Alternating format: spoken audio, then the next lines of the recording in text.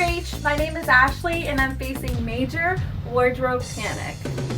I'm a mom of 2 kids and I work full time, so you can say my life is pretty crazy at the moment. When I do have me time, I love to shop. Just look at my closet, it's full of clothes. Some clothes I even have tags on them. Some clothes I never wore. I have my dress pants, my jeans, and then my favorite, my leggings. I could spend hours in my closet and I'd end up wearing the same thing, which is just leggings and a simple top. Rachel, please, I am begging you, I am ready to conquer my wardrobe panic.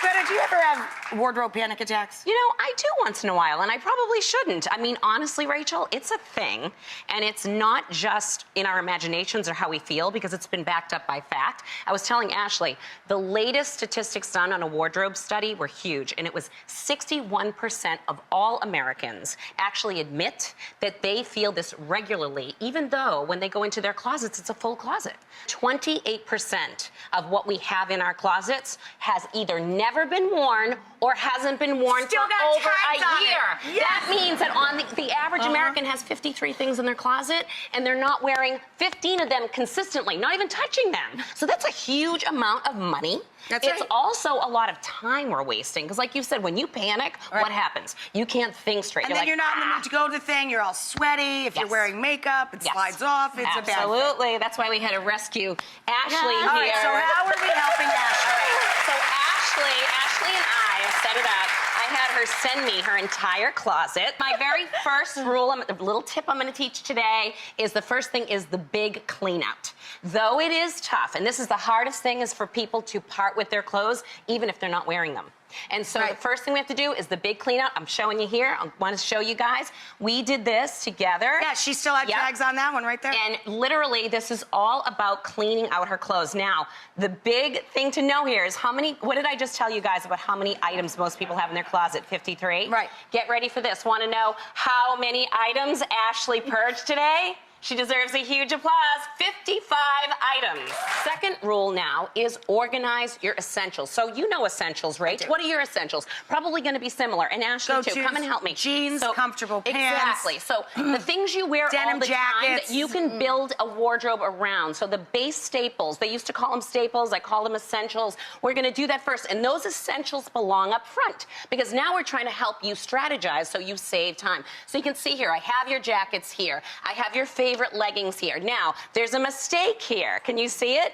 I did it on purpose to try to catch you. Anything that you're not wearing that you only wear seasonally or for special occasions. I would guess the football jersey. All right, Rach, that's what I wanted. All right, so Ashley, can you put these at the end of the closet? Sure. Ashley's gonna put those down there. Why? She's not you pulling only them wear every them day. a couple you of got times it. a year, right. So it's really important. And so the other thing is, I say, always think of C and C to make it easy for you, make your closet super easy and save time. You wanna organize by color and classification. So you also see jackets with jackets, leggings with leggings, tops with tops, and then I go to color, pattern, solids. So that gives you a really easy thing. And let's pull some essentials, because we're gonna make 3 outfits now for her, so that she can literally start her week with 3 looks head to toe. Give me a couple of things that you love, and I'll pull them too. I know this is your favorite pair of jeans.